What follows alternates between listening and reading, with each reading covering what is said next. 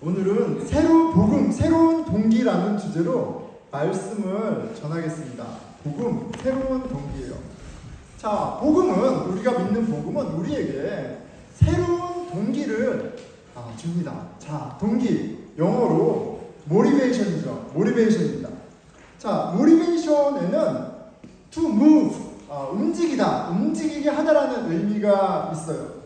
그러니까 동기가 사람을 어떻게 하는 거예요? 움직이게 하는 거예요. 사람이 뜬금없이 움직이는 게 아니라 다 움직이는 이유가 있어요. 동기가, 모티베이터가 있습니다. 매일 자주 하는 말은, 아이들에게 자주 하는 말은 뭐 사랑한다는 말도 있지만, 얘들아 청소 좀 해라. 거실 왜 이렇게 들어? 빨리 청소해. 이렇게 얘기합니다. 제가 딱 하면 저희 아이들이 딱 그 얘기를 들으면 대꾸도 안 합니다. 들은 줄 많죠? 움직이지 않아요. 아빠 말에 움직이지 않습니다. 왜 청소 안 하는 거야? 그러면 이제 말하기 시작합니다. 아빠, 내가 안 어지럽 폈어요. 아빠, 어제 청소했잖아요. 아빠, 저는 저기 청소했는데요. 막 그러면서 아이들이 말들이 많아져요. 움직이는 게 아니라 말들이 많아져요. 아이들을 합니다. 참, 불순종의 자식이 다른 게 아니라 이런 모습이구나, 이런 걸 보게 되죠. 자, 아이들이 움직이는데 뭐가 필요합니까? 동기가 필요한 거예요. 동기가. 자, 얘들아 청소하면 아이스크림 줄게. 이렇게 딱 얘기하면 아이들이 갑자기 벌떡 일어납니다. 벌떡 일어나서 절대 움직이지 않을 것 같은 아이들이 갑자기 기계처럼 막 착착착 움직여요. 한솔이 신발 정리해. 딱 이렇게 한나가 대장이 돼서 시키고, 한이 치워 막 하면서 갑자기 저희 집이 짠! 어떻게 되죠? 이렇게 아름답게 트랜스포머 됩니다. 동기가 생기자 불순종의 자녀들이 순종의 자녀로 변화됩니다. 여러분, 사람을 움직이는 데는 모티베이션, 동기가 필요해요. 자, 하나님의 아버지는 자녀인 우리에게 당신의 자녀다운 행동을 할 것을 커맨딩, 명령하세요. 특히 오늘 본문은 실은 굉장히 이제 커맨딩 보이스죠. 이거 해라, 하지 마라, 해라. 이렇게 막 명령하시는 게 많습니다. 근데 이렇게 들려요, 저는. 얘들아, 좀 사랑하라고. 내가 너희를 사랑한 것처럼 내 사랑 안에서 서로 좀 행동하고 좀 섬기고 해. 이렇게 말씀하세요. 그 디테일한 내용이 오늘 본문이었습니다. 12장 9절에서 21절인데 제가 9절, 10절, 그리고 20절, 21절만 읽겠습니다. 사랑에는 거짓이 없나니, 그리스도의 사랑이죠. 악을 미워하고 선에 속하라. 사랑은 그냥 everything is okay, we are the world가 아니에요. 악을 미워하고 선을 사랑하는 거예요. 악에서 멀어지고 선에 속하는 거예요. 어떤 구체적인 구별된 행동으로 나를 부릅니다. 촉구합니다. 형제를 사랑하여 서로 우애하고 존경하기를 서로 먼저 하며, 존경할 만해서가 아니라 그리스도가 우리를 사랑하셨기 때문에 그 사랑으로 존경하고 존중하라고 하세요. 20절, 교회 안에서의 관계만이 아니라 이제 그 관계가 사랑이 익스텐드 되죠.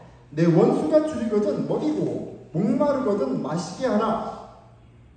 그러함으로 내가 숯불을 사랑해 그 머리에 쌓아놓으라. 사랑으로 견디지 못하게 하라는 거예요.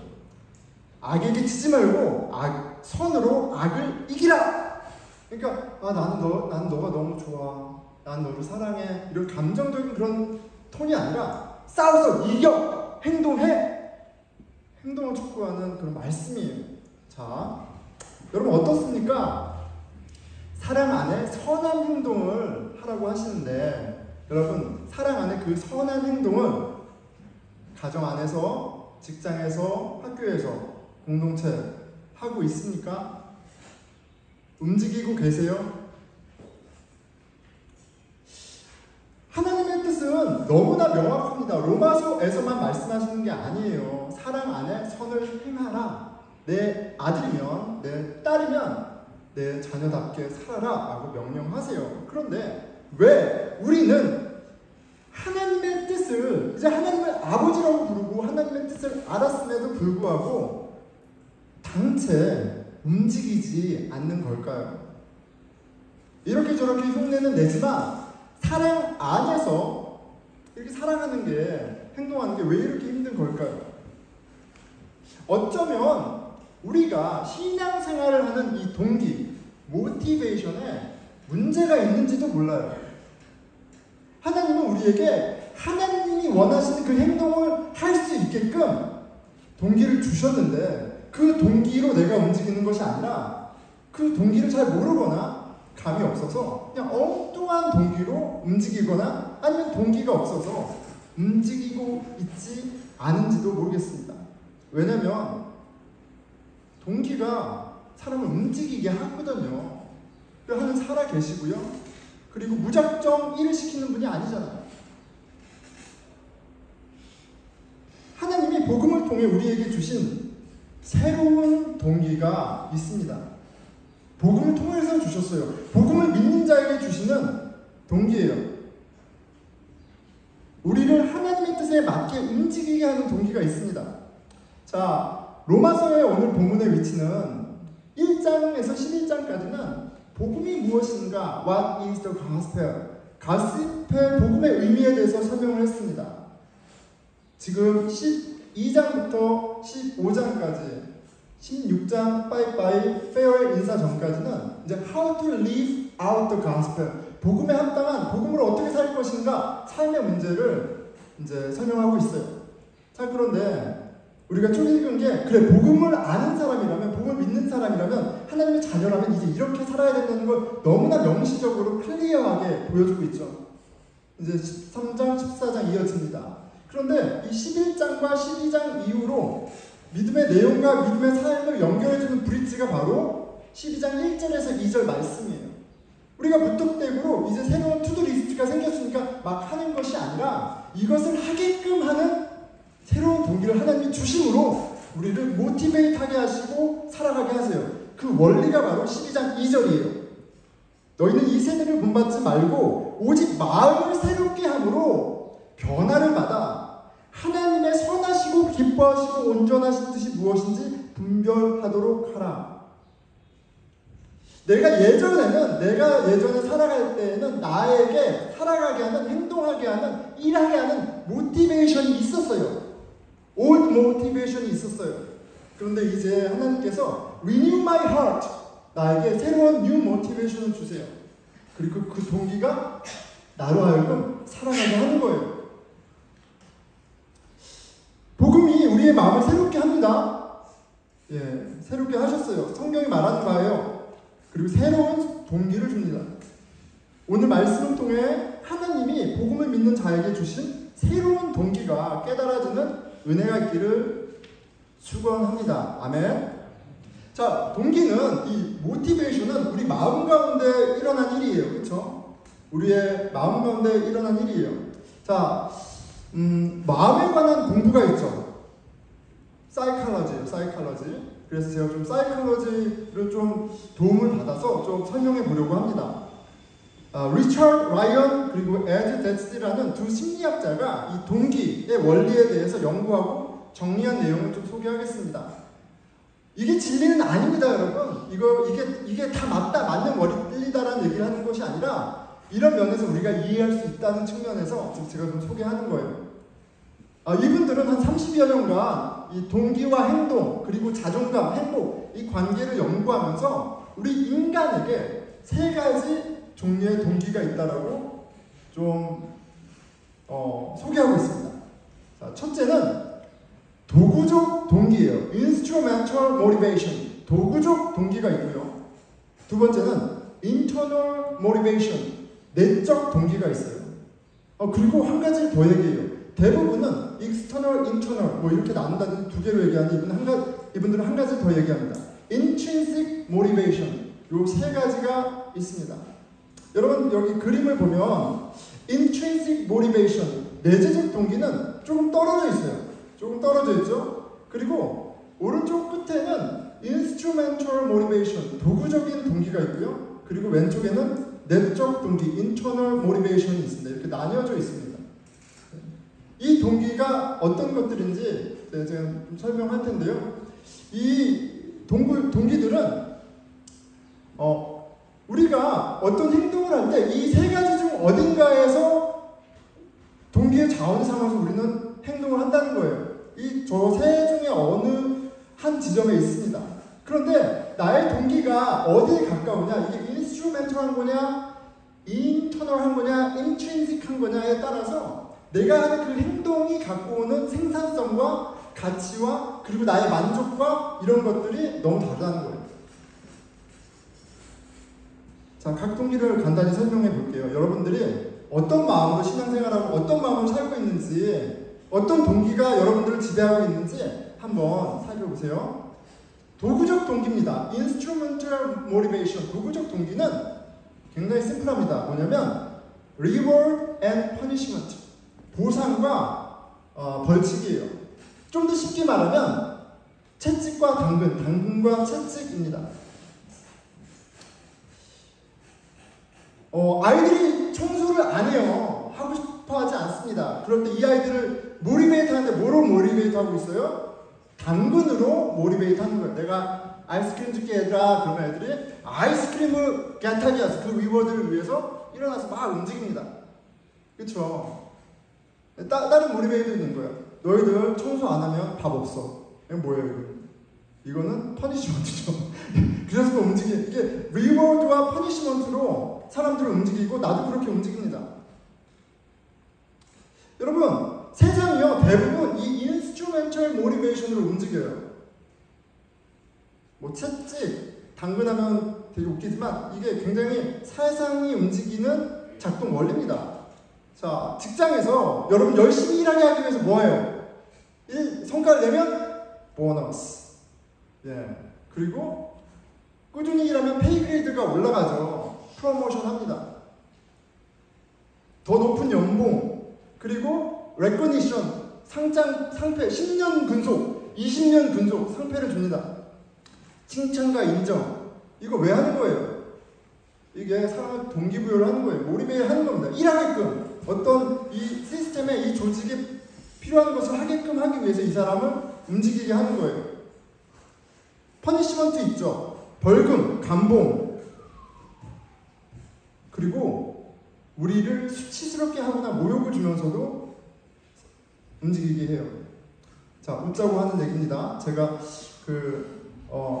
신혼 때 처음 집에 갔어요. 저만이 아니라 저희 아내랑 제가 밖에 나서려고 하는데 저희 아버지가 한마디 하셨습니다. 저희 사랑하는 아버지가 수치심을 주셨어요. 너희들 거지 같다. 이렇게 얘기했어요. 미국에서 너무 캐주얼하게 이제 입고 다니다 보니까 아버지 보기에는 너무 좀 안 차려입고 간 거예요. 그래서 저희들에게 차려입으라고, 그 액션을 취하라고 수치심을 주셨습니다. 근데 어떻게 했겠어요? 그냥 나갔죠. 저희는 별로 수치 안 느끼고 그냥 나갔습니다. 그런데 우리가 한국이 사회가 그렇잖아요. 수치 문화가 있어요. 예. 자매들, 여자분들 다 화장해야만 하는 그런 프레셔가 있죠. 소셜 프레셔가. 왜요? 그냥 그게 문화다 뭐 이렇게 얘기하지만 퍼니시먼으로 수치심을 주면서 동기부여, 화장을 하게끔 만드는 거예요. 이런 라이프 스타일 살게 만드는 거예요. 직장, 사회, 모든 생활에서 그렇게 작동합니다. 이 인스트루멘털 모티베이션이 작동합니다. 군대를 보면 이게 되게 재밌어요. 군대에 보면 이게 이런 리본이 되게 많거든요. 뭐 하나씩 줘요. 그 상이 무슨 캔디처럼 줘요. 캔디처럼 막 줍니다. 박수도 엄청 많이 쳐줘요. 예, 그리고 그거 받으려면 이제 열심히 해야 되죠. 뭐 그런 논리입니다. 자, 도구적 동기가 작동하나요? 여러분 살아가면서 작동하는 것 같아요. 여러분의 삶과 주위 상황을 보니까 그런 것들이 사람들을 움직이게 하는 것 같아요. 움직이게 합니다. 잘 작동합니다. 자, 그런데 여기에 한계가 있다라고 해요. 이 인스트루멘털 모티베이션으로 다 움직이고 있는 것처럼 보이고 움직이고 있지만 여기에 리밋이 있어요. 어떤 의미가 있냐면 이것은 내가 원하는 걸 하는 게 아니라 내가 원하는 걸 갖기 위해서, 보상을 위해서, 아니면 퍼니시먼트를 피하기 위해서 내가 하고 싶지 않은 것도 억지로 해야만 해요. 내가 자율적인 주체적인 존재가 아니라 나는 시스템 안에 조종당하는 한 부품뿐이 안 된다라는 것을 이 인스트루멘털 모티베이션이 지배하는 곳에서는 경험해요. 삶의 만족도가 떨어집니다. 자존감이 떨어져요. 만족감이 떨어집니다. 자, 그런데 또 이런 것도 있죠. 단기적으로는 효과적인데 롱텀으로는 슈텀으로는 월 그런데 롱텀으로는 워크하지 않아요. 예를 들어 이런 거죠. 지금은 제가 애들 움직이려면 굉장히 심플해요. 얘들아 아이스크림 하나면 딱 됩니다. 차차차차차. 자, 그런데 10년 후에 먹힐까요, 여러분? 10년 후에 한나한테 아이스크림 줄 테니까 청소해 그러면 한나가 할까요? 안 하죠. 네. 더 이상 리워드로서의 가치가 없어요. 상황이 바뀌면 리워드로서의 가치가 없고 다른 걸 해야죠. 뭐 차를 사준다든지 그런 일은 없을 겁니다. 뭔가 이렇게 바뀌어야 돼요. 롱텀으로는 이게 한계가 있습니다. 이게 상황이 바뀌면 그래요. 그러니까 군대에서 내가 프로모션 되려면 PT를 피지컬 피트니스를 지켜야 돼요. 그래서 PT 테스트 한 달 전에 막 다 운동합니다. 막 다 뛰어다니고 막 그래요. 왜냐면 프로모션 하려면 점수 잘 받아야 되니까. 자, 그런데 여러분 제대했어. 나 이제 프로모션하고 상관없어. 그럼 운동할까요? 안 하죠. 왜요? 내가 프로모션 하려고 안 떨어져 나가려고 했던 건데. 자, 한계는 뭐냐면 눈에 보이는 보상 혹은 불이익이 없으면 움직이지 않게 된다는 거예요. 내 어떤 자아의 성장과 인격의 성장과 전혀 상관없습니다. 이건 아무리 많은 리워드를 얻고 인정을 받아도 나하고 상관없는, 나의 본질적인 나하고 상관없는 거예요. 자, 그런데 여러분 신앙생활을 도구적 동기를 바탕으로 하는 분 혹시 있습니까? 무슨 도구적 동기를 바탕으로 신앙생활 하는 사람 혹시 있지 않을까요? 다르게 해요, 이거예요. 예배는 일요일날 교회 오는 건 너무 힘든 일인데, 나한테는 좀 너무 버거운 일인데, 내가 하나님이 있는 건 알겠고, 하나님에게 복을 받아야겠으니, 내가 신앙생활은 해야지. 일요일날 교회를 안 오면 좀 찝찝해. 내가 헌금을 좀 하지 않으면 좀 찝찝해. 뭔가 하나님한테 벌 받을 것 같아. 그래서 헌금도 하고 예배도 드리고 그렇게 신앙생활을 한다면 그게 메인이라면 나는 어떤 동기로 신앙생활을 하는 거예요? 인스트루멘털 모티베이션이에요. 도구적인 동기입니다. 교회를 가면 내가 네트워킹을 할 수 있어. 내가 어떤 정보를 얻을 수가 있어. 사람의 위로를 받아. 왜 신앙생활을 하는 거예요? 도구적 동기로 하는 거예요. 교회가 만약에 더 이상 나랑 친한 사람이 없어. 내지는 내가 살아봤는데 교회를 오늘 안 나갔어. 근데 아무 일도 일어나지 않아. 내가 신앙생활 기도도 안 하고 아무것도 안 하는데 내가 원하는 잡이 돼. 그리고 승진이 돼. 더 좋아. 주말에 놀러 다니니까 더 좋아. 삶이 더 좋을 것 같아. 내 신앙생활의 모티베이션이 리워드라면은 내가 이거 교회 안 나가도 나는 내 삶에 별 지장이 없네. 안 하게 되는 거예요. 이런 것도 가능하죠. 내가 너무 큰 문제가 있어도, 씨름하는 게 있어도 100일 작정기도, 열흘 금식기도를 했어. 하나님께 부르짖었어. 그런데 내가 원하는 게 안 됐어. 더 일이 잘못됐어. 아니, 내가 이렇게 하면 하나님이 리워드 해주셔야 되는데 리워드를 안 해주셔. 계속 하는 거예요. 그러면 신앙생활을 안 하게 되는 거예요. 내 신앙생활의 근본적인 동기가 문제가 있기 때문에.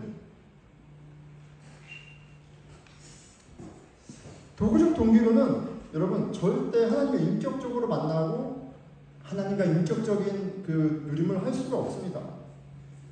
왜냐면 그런 거예요. 뭐냐면 하나님은 보스예요, 보스. 내가 비위를 맞춰가지고 내가 원하는 걸 겟하기 위한 그런 니고시에이트를 할 대상일 뿐인 거예요. 그렇게 내가 니고시에이트 해야 할 대상, 눈치 싸움을 해야 될 대상을 사랑할 수 있습니까? 없죠. 다른 사람이 내가 대하는 것도 마찬가지예요. 내가 하나님한테 귀여움 받아서 복을 받기 위해서 사람을 섬기고 교회를 섬기고 이렇게 하는 거라면, 그러면 이거는 도구적 동기인 거예요. 이거는. 하나님이 복 안 주시는 것 같으면 혼란스럽고 신앙생활을 더 해야 할 동기를 상실해 버립니다. 물론 이 도구적 동기는 신앙생활의 시작점은 될 수가 있어요. 예, 교회 갔더니 맛있는 카레가 있어. 공짜야. 이거 맛있게 먹어요. 리워드 카레. 교회 갔더니 저는 이제 처음 신앙생활 이 교회에서 했잖아요. 너무 예쁜 자매들이 있어.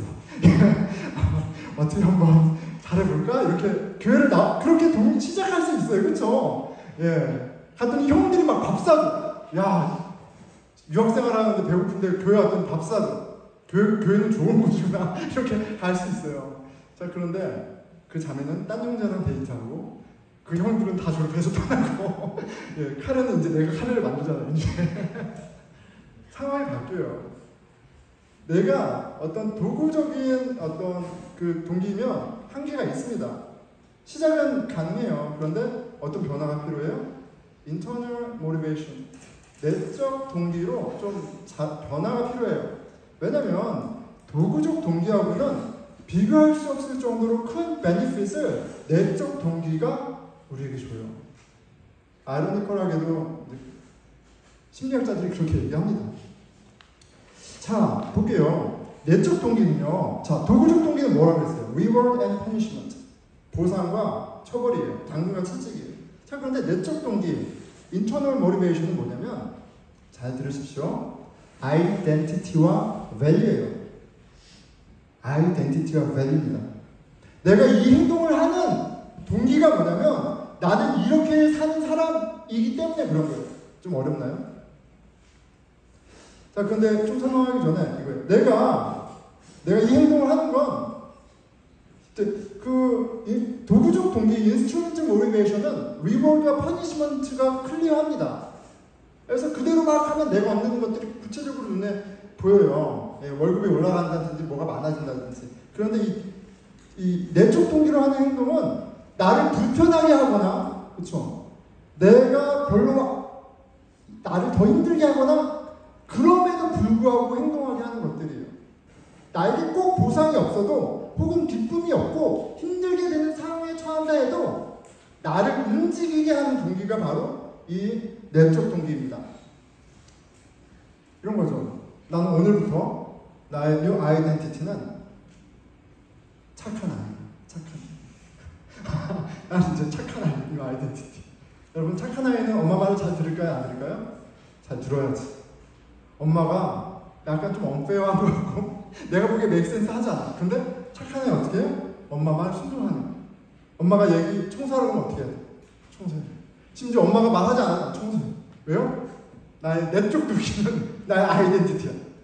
착한 아이. 그리고 착한 아이는 어떤 밸류를 갖고 있어요? 부모 말 잘 듣고 청소 열심히 하고 이런 게, 그러니까 굉장히 좀 다르죠. 예, 다릅니다. 그런데 군인의 예를 얘기했잖아요. 내가 오늘부터 저는 이제 채플린이어서 무기를 쓰지 않습니다. 군대에서 무기를 안 줘요. 채플린은 기도만 하라고 총을 안 줘요. 그런데 제가 이제 하면서 저한테 좀 잘 맞아요. 그래서 가끔 Don't be a soldier. 나는 군인으로 태어났나 봐. 막 이렇게 혼자 생각하는데. 그런데 뭐냐면 이런 거예요. 제가 나는 군인이야. 그러면 뭐냐면 군인은 어떻게 해야 돼요? 군인의 가치는 뭐예요? 피트니스가 있어야 되잖아. 무슨 말이냐면 내가 달려. 내가 프로모션 해야 돼서 달리는 게 아니야. 나는 군인이니까. 나는 참 군인이니까 달리는 거예요. 예. 내가 리타이어해도 참 군인은 한 번 해병은 어떤 해병이에요? 영원한 해병이에요. 리타이어하고도 그거 하는 거예요. 이게 내적 동기. 정체성과 가치와 연결되어 있어요. 자, 그리고 이 내적 동기가 나를 디파인하고 내 행동의 베이스가 될 때 굉장히 많은 유익이 있다라고 얘기를 해요. 심리학자들이. 그 리스트가 이렇습니다. 예, 막 군인이 들고 있죠. 실은 제가 이거 군대에서 교육받은 거여서 이런 슬라이드가 있네요. 자, decrease anxiety. 염려와 근심이 줄어든대요. 우리 염려와 근심 얼마나 많습니까? 근데 염려와 근심은 줄어든대요. 되게 재밌죠. 그런 거 아닐까 싶습니다. 여러분, 우리가 reward punishment를 calculate해서 행동하려고 그러면 걱정할 게 되게 많아요. 프로모션 돼야 되잖아. 내가 잘리지 말아야 되잖아. 막 그런 데면 걱정하고 염려할 게 너무 많아. 그런데 나는 I am who I am. 나는 그냥 하는 거야. 내가 잘리든 프로모트든 난 상관없어. 나는 그냥 일을 하는 거야. 왜? 나는 좋은 일꾼이니까. 아니면 나는 예술가니까. 나는 테크니션이니까 하는 거야. 그러면 내가 예전에 염려하고 근심했던 계산했던 것으로부터 자유로워집니다. 자, 이 이너 모티베이션은 또 집중력과 인내력을 높여줍니다. 내가 상을 못 받아도 내가 뭐 어떻게 돼도 나는 그냥 한 길을 가는 거예요. 왜요? 나는 그런 사람이니까 나는 그냥 하는 거예요. 그런 어떤 내적 동기가 나로 하여금 내가 하는 일 자체를 집중하게 하고 꾸준하게 하는 힘이 되어준다고 해요. 내가 다음 달에 체육 시험이 있고 그 점수가 나의 진급에 영향을 줘서가 아니라 나는 군인이니까 쭉 뛰는 거예요. 여러분 제가 저 스트라바라는 그 앱이 있습니다. 달리 그 액티비티 아웃도어 액티비티 하는 앱인데요. 거기 보면 친구들 레코드를 볼 수 있어요. 제가 오늘 아침에 깜짝 놀랐습니다. 제 친구분 중에 한 분이 재작년인가 이제 달리기 시작하신 여자분인데 이렇게 뛰면 1마일 한 12분, 13분 뛰는 분이에요. 그러면 저 같은 경우는 이제 속으로 그러죠. 이게 걷는 건가? 뛰는 건가? 이런 생각이 들어요. 13분 이렇게 하면. 예. 그런데 오늘 봤는데 그분이 5마일을 떴는데 9분 30초를 뛰었어요. 여자분이. 이건 좀 스토리가 다른 거거든요. 그런데 비결은 하나예요. 이분이 러너가 됐어요. 러너. 네, 달리는 사람이 됐습니다. 비가 오나 눈이 오나 매일 달려요. 스트라바 보면 나오거든요. 일주일에 3-4번 달려요. 그리고 한 2년 하니까 1마일에 9분 30초 뛰는 사람으로 변해버렸어요. 여러분, 내 내적 동기가 내가 달려야지 어떤 뭘 이렇게 하면은 그거 하면 끝나잖아요. 그런데 나는 러너야. 그럼 뛰는 거예요. 그러면 그게 내 프로덕티비티를, 나의 퀄리티를 높이는 거예요. 자, 만족감과 자존감을 더해준다. 이게 뭐냐면 거듭 말씀드리지만 목사가 얘기하는 게 아니라 심리학자들이 보고 자료를 통해서 얘기하는 거예요. 스태티스틱이 얘기해주는 거예요. 내가 믿는 나의 아이덴티티, 그렇기 때문에 내가 보는 가치대로 살면 삶의 만족도가 올라가요. 네. 나는 착한 아이야. 청소하잖아요? 그러면 나는 착한 아이로서 해야만 하는 가치 있는 행동을 하면서 만족하는 거예요. 정말 나는 착한 아이야. I'm so good, I feel so good about myself. 이런 면이 있다고요. 이런 게 있어요. 우리 마음의 심리 가운데 물론 한계가 있습니다. 신앙의 눈으로 보면 그것도 다 한계가 있어요. 하지만 어느 정도의 만족감과 자존감을 더해줍니다. 자, 그런데 같은 맥락으로 인스트루멘털 모티베이션은 도구적, 내가 어떤 그 보상을 위해서 하는 것들은 만족감과 자존감을 더 낮춰요. 나 이거 하고 싶지 않은데 해야 돼. 난 이런 사람 아닌데 해야 돼.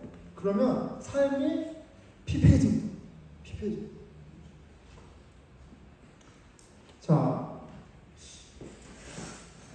하나님은 예수 그리스도를 믿는, 복음을 믿는 사람들에게 새로운 일을 하셨어요. If anyone is in Christ, 누구든지 그리스도 안에 있는 자는 뭐라고 얘기하세요? New creation, 새로운 피조물이다. 이제 내가 너에게 New identity를 줄게. 이제 너는 누구야? 내 딸이야. 넌 누구야? 내 아들이야. 복음은요, 우리에게 inner motivation, 다른 어떤 내적 동기하고 비교할 수 없는 정체성, 하나님의 자녀라는 정체성을 우리에게 줍니다. 여러분, 이거는 굉장히 혁명적인 일이에요. 제가 로마서 읽으면서 당시에 이 말씀을 읽는 사람들은 어쩌면 살떨렸겠다 이런 생각이 들어요. 왜냐면 로마서의 진술을 보면 이제 너희는 복음 안에서 유대인이나 이방인이나 다 하나님의 권속이야, 자녀야, 이제 서로 사랑해, 이렇게 해서 윤리적인 예시처럼 보이지만 당시 로마 사람에게 하나님의 아들이라고 불리던 사람은 누구예요? 황제뿐이 없었어요. 황제만 그 아이덴티티를 가질 수 있었어요. 그런데 복음은 뭐라고 그래요? 이제 예수 믿으면 너가 황제랑 똑같은 가치 있고 존귀한 존재야. 혁명적인 얘기죠. 복음을 믿으면 우리 안에 inner motivation이 생겨요. 그게 하나님이 하신 일이에요. 우리가 무엇으로 마음이 새로워져요? 우리 마음이 새로워지면 도대체 우리 마음 가운데 어떤 일이 벌어지고 있는 거예요? 이거를 알아가고 배우는 건 풍성한 일인데, 오늘 동기라는 관점에서 얘기하면 우리를 움직이게 했던 많은 동기들이 있는데 이제 우리의 동기가 뭐가 된 거예요? 하나님의 아들, 딱이라는 이 아이덴티티가 우리의 동기가 된 거예요. 자, 그래서 로마서는 12장 이후로 하나님 자녀다운 삶, 윤리적 삶을 얘기하는데 그 가운데 마음의 원리를 얘기하는 거예요. 마음의 원리를. 마음의 원리를 그래서 얘기를 하는 겁니다. 로마서 12장 17절에 이렇게 얘기하시죠. 복음에는 하나님의 의가 나타나서 믿음으로 믿음에 이르게 하나니 오직 의인은 믿음으로 말미암아 살리라 하는 것 같으니라. 이거 엄청난 말씀인데 되게 어려워요. 복음에는 하나님의 의로움이 나타나서 예수 그리스도잖아요. 하나님의 아들. 우리의 죄를 대신해서 죽으시고 부활하신 그 사건, 그 내용. 그게 하나님의 의로움이에요. 하나님에게만 있는 선함이에요. 그런데 그걸 믿으면 이제 단번에 구원받고 하나님 자녀가 돼요. 믿음에서 믿음에 이르게 하나님. 아주 작은 믿음에서 장성한 분량까지 자라게 해요. 복음을 믿으면. 이게 도대체 어떻게 워크하는 거야? 복음을 믿음으로 내가 오늘 하나님의 아들, 온전한 아들이 되었다는 믿음이 생기면 이제 구원받은 거고 하나님 자녀로서의 삶이 이 땅 시작된 거예요. 그런데 우리는 그 믿음, 복음을 믿음으로 하나님의 의를 입는 일이 그냥 원타임 이벤트로만 있는 것이 아니라 복음을 묵상함으로, 복음을 깨달음으로 거듭거듭 우리 가운데 우리의 뉴 아이덴티티가 하나님의 아들이라는 사실을, 딸이라는 사실을 계속 가르쳐줍니다. 그러면서 우리는 믿음으로 믿음에 이르는 하나님의 온전한 자녀로 장성히 자라는 일까지 해요. 왜냐면 그게 새로운 동기가 생겼기 때문에 그래요. 오직 의인은 믿음으로 말미암아 살리라 하는 것 같으니라. 그 믿음으로 갖게 된 이 뉴 내적 동기가 나로 살아가게 하고 자라나게 하는 겁니다. 자, 우리는 하나님의 자녀이기에 하나님의 자녀답게 살기를 힘쓰고 그 과정 가운데 내가 하나님의 자녀라는 사실을 경험적으로 확인하게 됩니다. 그러니까 여러분 무엇을 기억해야겠어요? 살아가는 막 누구를 사랑하고 뭐 어떻게 하고 이런 것도 다 좋은데 복음을 믿음으로 나를 의롭게 한 하나님의 자녀 되게 한 그 하나님의 의로움 예수 그리스도를 알아야 돼요. 좀 더 알아야 돼요. 내가 어떻게 하나님의 자녀가 되었고 내 하나님의 자녀됨이라는 게 어떤 가치가 있는지 어떤 정체성인지 좀 알아야 돼요. 그리고 그 위에 서야 돼요. 그리고 씨름하는 거예요. 하나님 자녀답게 살려고. 나한테 리워드가 없어도 내가 좀 불이익을 받아도 나에게 좀 멋지 않는 옷 같아도 그런데 그 가운데 뭐예요? 내가 자라나는 거예요.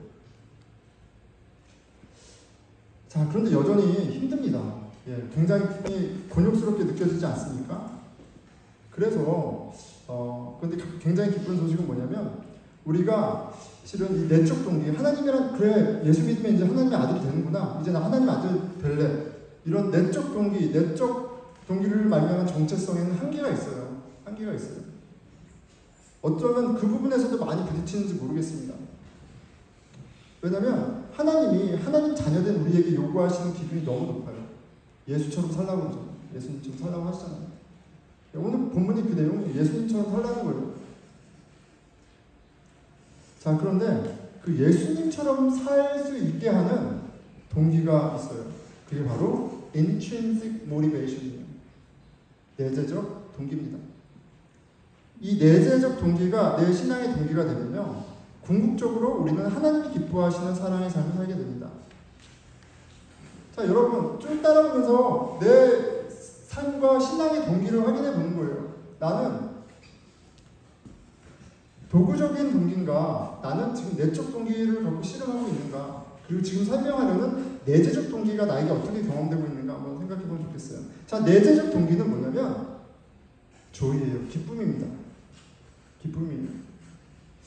복음이 주는 그 완벽한 변하지 않는 영원한 기쁨하고는 비교할 수 없겠지만 그래도 사람들은 나름 이 내재적 동기를 통해서 많은 일들을 해요. 이런 겁니다. 내재적 동기는 기쁨인데 이게 기쁨이 무슨 동기예요, 목사님? 동기가 되더라고요. 맥센스예요. 뭐냐면 내가 뭘 하는데 억지로 하는 게 아니야. 그냥 너무 기뻐, 너무 좋아. 이거 하면 너무 좋아. 그래서 그냥 하는 거예요. 사람들이 하라고 하는 사람도 아무도 없어요. 그런데 하는 거야. 왜요? 근데 이거 하면 좋으니까. 그냥 즐거워. 너무 즐거워. 근데 이걸 하면 내가 나로 사는 것 같아. 그게 바로 너무 뜬구름 같아요. 그런데 만약에 그런 그 기쁨이 동기가 돼서 뭔가를 한다면 얼마나 행복한 사람이겠어요? 그렇죠?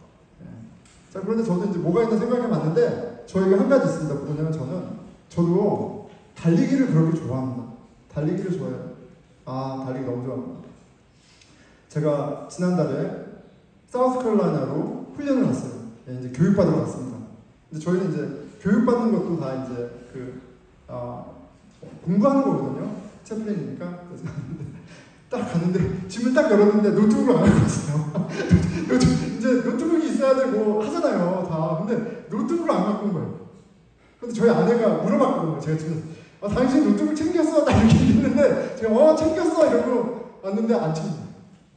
그래서 말도 못했어요, 저희 아내한테. 노트북 안 챙겼다. 혼날까. 그런데 제가 그 와중에 챙긴 게 있어요. 다 빠뜨리는데 제가 챙긴 게 있어요. 뭐냐면 러닝화. 러닝화하고 러닝박스. 이걸 챙겼어요. 그리고 교육받는 거기 때문에 PT가 아침에 없습니다, 저희. 그런데 새벽 5시 혼자 일어나. 그래서 30분 풀어. 그리고 3마일 뛰어. 그리고 수업 받으러 가요. 아무도 저한테 시킨 사람 없어요. 근데 그냥 하는 거예요. 달리기 너무 좋아서. 요즘도 좀 더 가열차게 뛰고 있습니다. 제가 오늘도 뛰고 그저께도 뛰고 있어요. 스트라바 하실 분 저한테 오십시오. 자, 제가 얘기하려는 요점은 뭐냐면 우리가 뭔가 행동을 할 때 그냥 하지 않는다는 거예요. 그 행동을 하게 하는 동기가 있다고요. 그런데 그 동기가 어떤 동기냐에 따라서 내 삶의 퀄리티가 너무 달라요. 내 삶이 미저러블 할 수도 있고 더 풍성할 수도 있다고요. 심지어 교회를 안 다니고 성경을 얘기하지 않아도 그것이 다 관찰되고 있어요. 도구적인 동기로 사는 것보다는 이거 거의 노예와 가까워요. 노예와의 한이에요. 내적 동기로 사는 게 그래도 조금 더 인간 같고요. 내적 동기로 사는 것보다는 intrinsic motivation, 내재적 동기로 사는 게 정말 행복하게 사는 거예요. 여러분, 인생에서 가장 행복한 사람들 누구예요?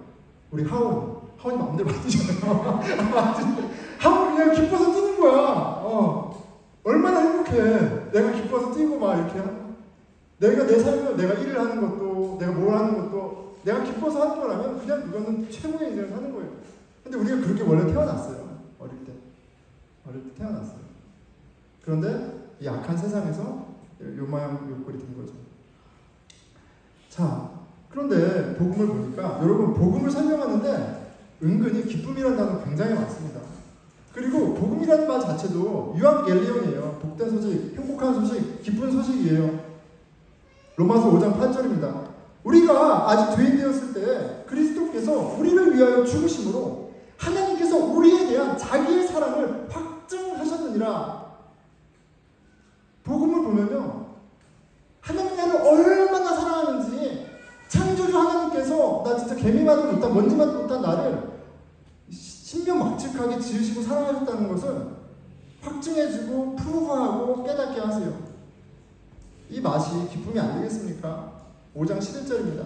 그뿐 아니라 이제 우리를 화목하게 하신 우리 주 예수 그리스도로 말미암아 하나님 안에 또한 즐거워하느니라. 그리스도를 통해서 이제 내가 하나님의 아버지라고 부르게 됐잖아요. 이건 너무 기쁜 사건이에요. 그런데 하나님하고만이 아니라 이제 하나님 안에서 내가 내 원수하고도 이제 화목하게 됐어요. 친구가 됐어요. 기쁜 소식이라는 거예요. 즐겁다라는 거예요. 이게 사실이면 즐거운 거죠. 복음에 나타난 하나님의 사랑이 우리에게 기쁨이 됩니다. 하나님을 사랑하게 하고 하나님 아버지 안에 나와 다른 이들이 가족이 되고 사랑하게 됩니다. 이 놀라운 사랑 안에 연합도 놀랍도록 기쁜 거예요. 그러니까 복음을 믿으면 그냥 나에게 또 다른 아이덴티티가 주어진 정도가 아니라 내 삶을 끌고 가는 것이 복음의 기쁨이 된다는 얘기예요.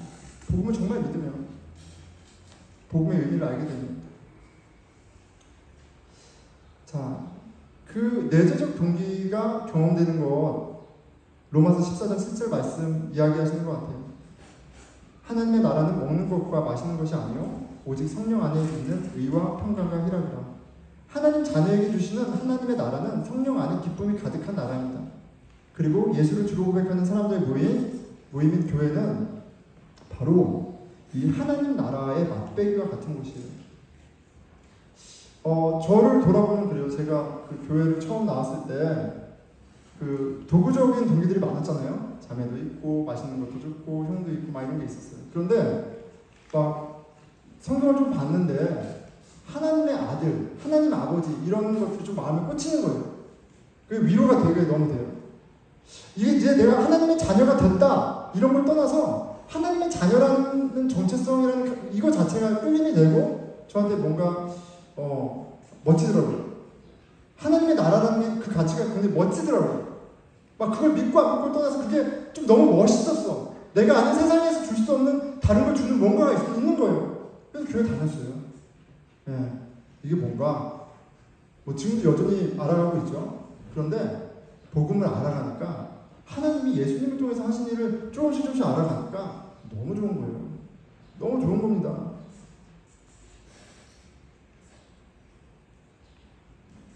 교회가 자연스럽게 좋아지는 거예요. 그런데 오늘 본문이 바로 전 구절은 교회를 가리켜 예수 그리스도의 몸에 비유합니다. 그러니까 교회는 예수님을 믿는 사람들을 통해 예수님을 생생히 경험하는 공동체인 거예요. 교회가 그리스도의 몸이라면 몸은 실체잖아요. 경험하는 거죠. 예수님이 너무 좋아서 교회에 가는 거예요. 예배드리고 성경 공부하고 새벽기도 하고 달리기 하고 운동하고 밥도 먹고 노래하고 다 하는 겁니다. 안타깝게도 제가 이제 목사가 되고 이게 업이 되다 보니까 그 기쁨을 좀 갉아먹는 것 같아요. 그냥 예배만 드리고 성경 공부하고 그럼 참 좋겠어. 그런데 이게 업이 되다 보니까 조금 퇴색하는 부분은 있으나 요는 신앙생활은 우리로 진짜 열심히 그 이상을 하게끔 할 만한 기쁨이 있다는 거예요. 그걸 경험했습니다. 교회 다니면 세상적으로 원하는 것을 얻을 수 있어서 나쁜 일을 피할 수 있어서가 아니라 그냥 교회 자체가 너무 좋아서 다니고 그렇게 삶이 풍성해지는 것을 하나님 아버지의 사랑을 누리는 게 되는 거예요. 자, 내가 그리스도인이라는 정체성이 있고 그 정체성을 지키기 위해서 교회를 가는 것이 아니라 교회가 세상 가장 편하고 즐겁기 때문에 가는 거라는 말씀입니다. 마음이 내재적 동기로 가득한 사람은 행복합니다. 행복해 보이지 않나요? 네, 행복합니다. 내가 하는 일이 기쁘면 최고의 인생이죠. 하나님의 뜻을 따라 사는 것이 자연스럽게 됩니다. 그것이 기쁨이니까, 그게 기쁨이니까 아직 거기까지 가진 않았다 할지라도 그 내재적 동기가 있는 거예요. 이 내재적 동기를 방해하는 가장 큰 걸림돌을 한 가지를 알려드리고 이제 좀 마무리하려고 합니다. 그게 뭐냐면 도구적인 동기예요. 신앙에 예수 그리스도 이외의 것을 기대하면서 신앙생활을 하는 건 실은 가장 소중한 내재적 동기를 경험하고 누리는 걸 굉장히 방해합니다. 신앙생활의 동기가 산과 벌인 동안 우리는 온전히 성장할 수가 없어요. 인격적인 관계를 가질 수가 없습니다. 내적 동기로의 전환이 필요하고요. 내재적 동기로서의 새로운 변화가 필요합니다. 자, 오늘 이 자리에 모인 여러분들 잘 오셨어요. 이 자리까지 움직이시는데 쉽지 않죠. 자, 그런데 여러분 마음의 동기는 무엇입니까? 도구적 동기예요? 내적 동기예요? 아니면 내재적 동기입니까? 어떤 동기로 움직이고 있고 어떤 동기로 살아가기를 원하세요? 말씀을 맺겠습니다. 복음이 새로운 동기를 줍니다. 처음에는 하나님의 자녀라는 새로운 정체성과 가치이고요. 그 다음에는 하나님 자녀됨의 기쁨입니다. 하나님 자녀로서의 정체성을 갖고 씨름하며 자라날 때 그것이 주는 자존감과 만족감이 있어요. 근데 거기에 머무는 것이 아니라 성령님은 우리가 어떠한 기쁜 존재인지 또 하나님이 기뻐하시는 무엇인지 알려주셔서 기쁨으로 하나님 자녀다운 삶을 살아가게끔 만드십니다. 우리 같이 기도하겠습니다.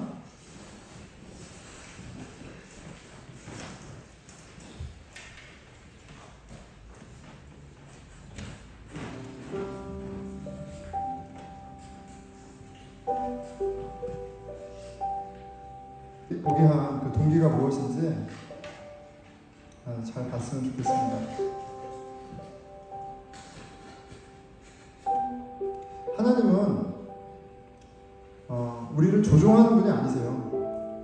우리를 괴롭히는 분도 아니고, 우리를 무슨 애완동물이나 자기 뜻에 막 이렇게 일시키려고 하는 분 아닙니다.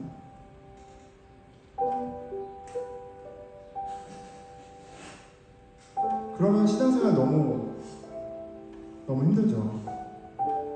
너무 서글픕니다.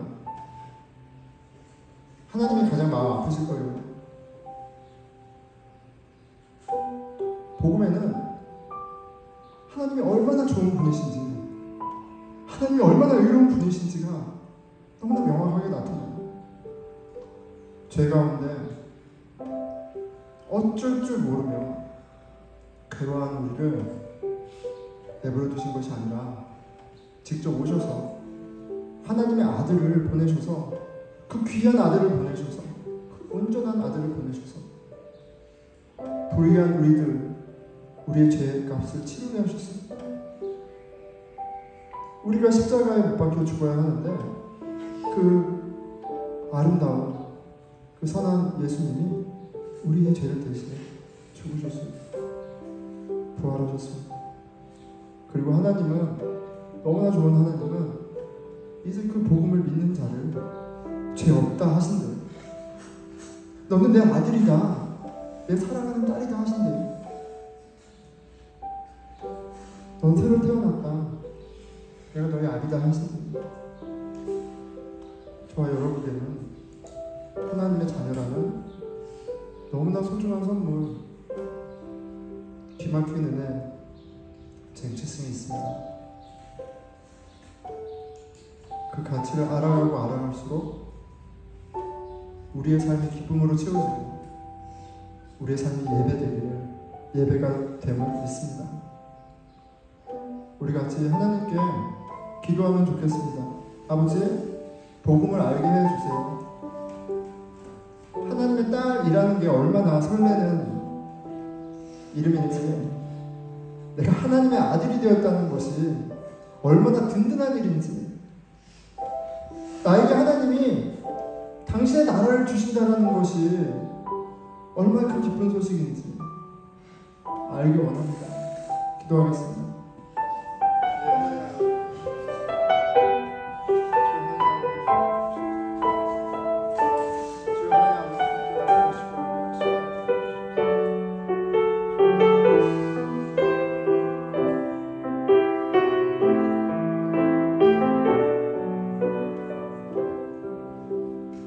우리 공동체를 위해서 기도하겠습니다.